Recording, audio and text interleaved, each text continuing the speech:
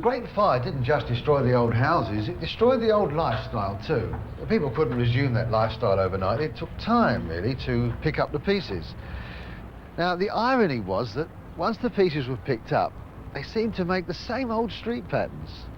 So what happened to those grand schemes for the laying out of a splendid new city? Well, those dreams foundered because, and this will have a familiar ring to the modern ear, the dream foundered because of the conflict between public and private interests. But one man who did leave his mark on the new city was Sir Christopher Wren. And according to tradition, during the rebuilding of the new city, he stayed for a time at this modest little house in Bankside because he wanted to keep his eye on the workers. The workers were building a masterpiece, St Paul's Cathedral. 50,000 tonnes of Portland stone, 25,000 tonnes of other kinds of stone, plus marble, lead, copper, sand, cement, wood.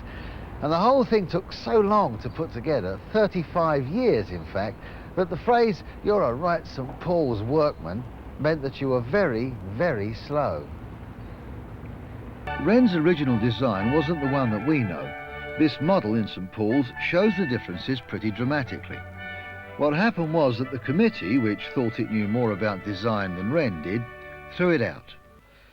This is London 1730, at the start of the Georgian era, when the good times were just beginning to roll, for the intellectual, for the dilettante, for the rake, even for the poor with gin at penny a pint. But the poor were beginning to be left behind in the general move west. Now, this was stimulated by the growth of a court area here. After Whitehall Palace was burnt down, the court moved up the hill to St James, where the land was better drained and therefore healthier. And so St James became the place to live if you could afford it. I suppose St James is the place to live today if you can afford it. The westward tendency accelerated through the 18th century. And one reason was that a lot of the rebuilt houses in the city had brick chimneys and burnt a lot more coal. Now, the prevailing winds of England come from the west, and that means all the soot gets blown to the east. So while all the rubbish was getting blown this way, everybody who could afford it was running this way. If you couldn't manage St James or Piccadilly, perhaps you might settle here for the Strand or Soho, just a few minutes' walk from the city. But one way or another, people were being drawn out of the square mile.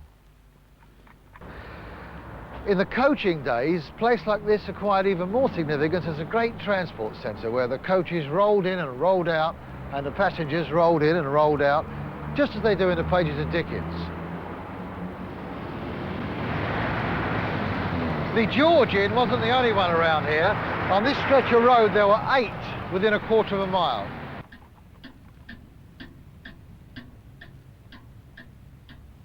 Tomorrow, the reign of George III will have exceeded in duration that of Henry III, and will be the longest reign since the Norman Conquest. It was in and around St James that the most English of all institutions, the Gentlemen's Club, evolved.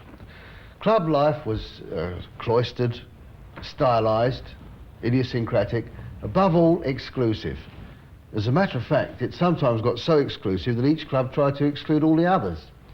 I'm sitting in Boodle's, and one of the original regulations of Boodle's said, if any member of this society becomes a member of Arthur's or a candidate for Arthur's, he is of course struck out of this society.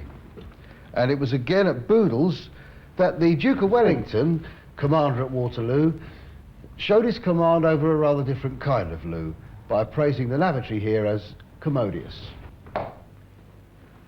The club was where a gentleman could eat, drink and be merry with other gentlemen. But it wasn't just a place for wasting time, it was a place for wasting time in a very special way. One way was gambling. The club was a sort of place where the family fortunes could be won or lost in a night, and where the patter of tiny feet meant an apprentice race for 2-year-olds. And you didn't just have to bet on horses. If you wanted to, you could bet on people too.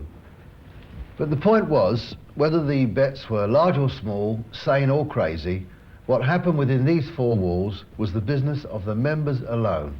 And that's what the exclusivity of London club life was all about.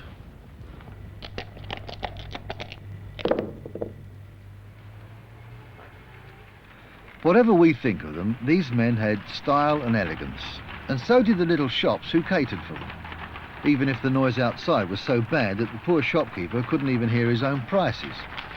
As a matter of fact, it didn't matter much what those prices were, because the Regency bloods often had no intention of paying anyway. Many a shop found that the price of social success was to put up the shutters.